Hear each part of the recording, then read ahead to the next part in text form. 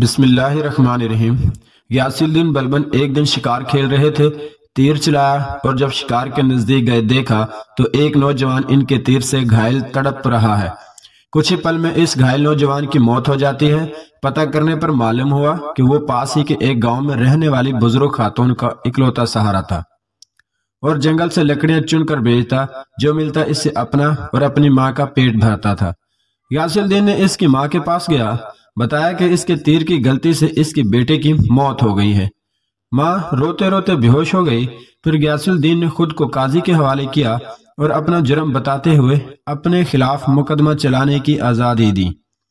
قاضی نے مقدمہ شروع کیا اور بوڑھی ماں کو عدالت میں بلایا اور کہا کہ تم جو سزا کہو گی وہی سزا اس مجرم کو دی جائے گی۔ بوڑھی عورت نے کہا کہ ایسا بادشاہ پھر کہاں ملے گا جو اپنے ہی سلطنت میں اپنے خلاف مقدمہ چلانے کی اجازت دے۔ اس غلطی کے لیے جو اس نے جان بوجھ کر نہیں کی، آج سے غیاث الدین ہی میرا بیٹا ہے اور میں اسے معاف کرتی ہوں۔ قاضی نے غیاث الدین کو بری کیا اور کہا اگر آپ عدالت میں ذرا بھی اپنی بادشاہت دکھائی ہوتی تو میں اس بڑھیا کے حوالے نہ کر کے خود ہی سخت سزا دیتا۔